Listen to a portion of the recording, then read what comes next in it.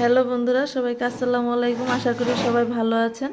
লাবিদ মম কিচেনে আপনাদের সবাইকে স্বাগতম। তো বন্ধুরা, এই শীতের সিজনে চিতই পিঠা খায় না এমন খুব কম মানুষই আছে।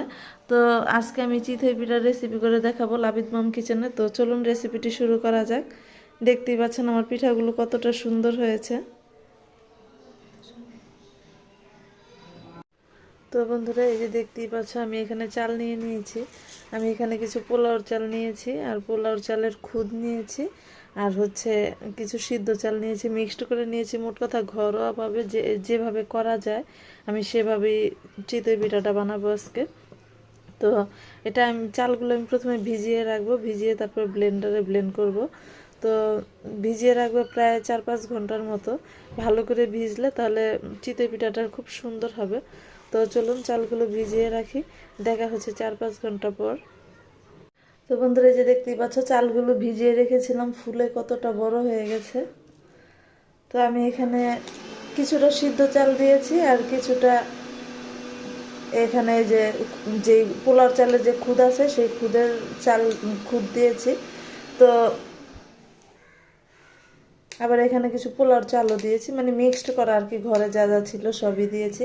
এখন আমি এগুলো একদম মানে ভালো করে ব্লেন্ড করে নিব। চিতই পিঠা বানানোর জন্য যেই একটা ডো তৈরি করার প্রয়োজন, ঠিক সেরকম করেই তৈরি করে নেব। তো আগে এটা ব্লেন্ড করে নিই, তারপর আবার তোমাদের সাথে দেখা হচ্ছে। তো বন্ধুরা, দেখতেই পাচ্ছ এই যে এগুলো সব ব্লেন্ড করে নিয়েছি চালগুলো।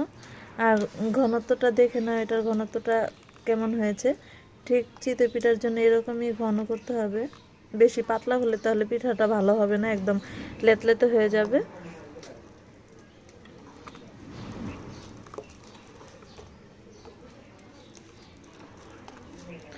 তো বন্ধুরা, চলুন পিঠা বানানো শুরু করা যাক। আর এখানে কিন্তু অবশ্যই পিঠা বানানোর আগে লবণটা চেখে নিতে হবে যে লবণটা ঠিক হয়েছে কিনা।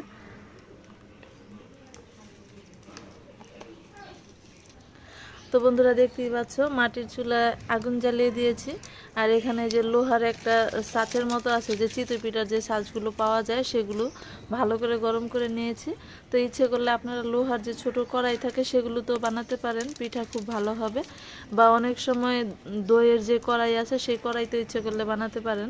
তো বন্ধুরা, আমার এটা ভালো করে গরম হয়ে গেছে। এখন এক এক করে ছাঁচের ভিতর পিঠাগুলো দিয়ে দিব। তো বন্ধুরা, আমরা বিসমিল্লাহ করে শুরু করে দিলাম। আমরা কিন্তু এই যে গুড়ের যে ডোটা বানিয়েছি এটার ভিতরে কিন্তু আমরা কোনো রকম কোনো মানে খাবার সোডা বা অন্য কিছু ব্যবহার করিনি, এমনি জাস্ট ঘরোয়াভাবে। কারণ খাবার সোডাটা যেহেতু স্বাস্থ্যের জন্য ক্ষতিকর, এই জন্য দেইনি আমরা। তো দেখি সোডা ছাড়া কীরকম ফুলে। তো বন্ধুরা, এখানে একটি ঢাকনা দিয়ে ঢেকে দেব। তো বন্ধুরা, দেখতেই পাচ্ছ আমাদের এই এই পিঠাগুলো কিন্তু হয়ে গেছে। এখন নামিয়ে নিব। তো দেখে নেই পিছনটা কীরকম হয়েছে। দেখতেই পাচ্ছ কতটা সুন্দর হয়েছে। এটা কিন্তু মানে খুবই সুন্দর হয়েছে। এখন সবগুলো তুলে নিব এক এক করে। তো বন্ধুরা, খুব সুন্দর করে কিন্তু ফুলেছে পিঠাটা। মানে যে কোনো শুটকি ভর্তা দিয়ে বা মাংসের ঝোল দিয়ে খেতে কিন্তু খুবই ভালো লাগবে। তো বন্ধুরা, এই যে দেখতেই পাচ্ছ পিঠাগুলো কীরকম হয়েছে, খুব সুন্দর হয়েছে। আর একদম মানে কিছু মানুষ আছে না যে মচমচে পিঠা খেতে পছন্দ করে, তাদের মতো হয়েছে। বেশি মানে শক্ত হয়নি, আবার একদম নরমও হয়নি। তো তোমাদের একটু ভেঙে দেখাচ্ছি যে ভিতরটা আসলে কীরকম হয়েছে। বাবা গরম। তো বন্ধুরা, দেখতেই পাচ্ছ ভিতরটা কতটা সুন্দর হয়েছে।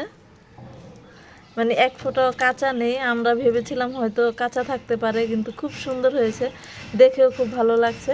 তো বন্ধুরা, চলুন এক এক করে সবগুলো পিঠাই বানিয়ে নেব। এখন অন্য পিঠাগুলো দিয়ে দিব।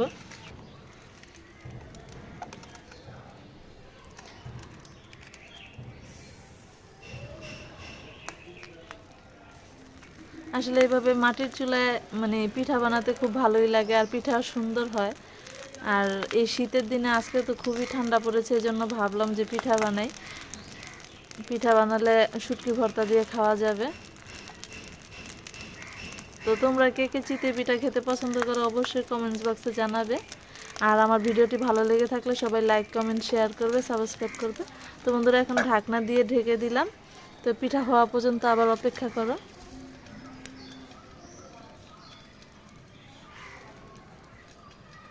তো বন্ধুরা এই পিঠাগুলো হয়ে গেছে, এখন এক এক করে সবগুলো পিঠা তুলে নিব। তো আজকে আমার পিঠাগুলো দেখে খুবই ভালো লাগছে আসলে, মনে হয় এটা আল্লাহর একটা রহমত। পিঠাগুলো খুবই সুন্দর হচ্ছে, দেখতেই পাচ্ছ তোমরা।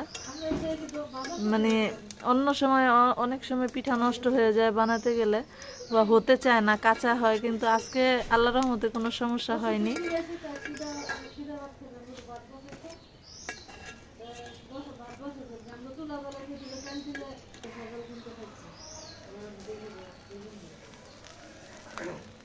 দাদা দাদা খাইতে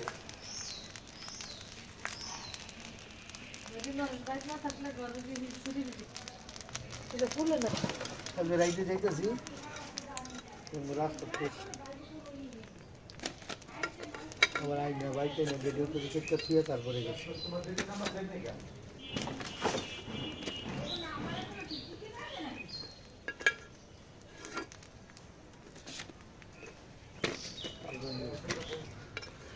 তো বন্ধুরা এখানে আরও পিঠা হয়েছে, এগুলো নামিয়ে নিচ্ছি। ঠিক এরকম করে যতগুলো পিঠা হবে সবগুলোই নামিয়ে নিব।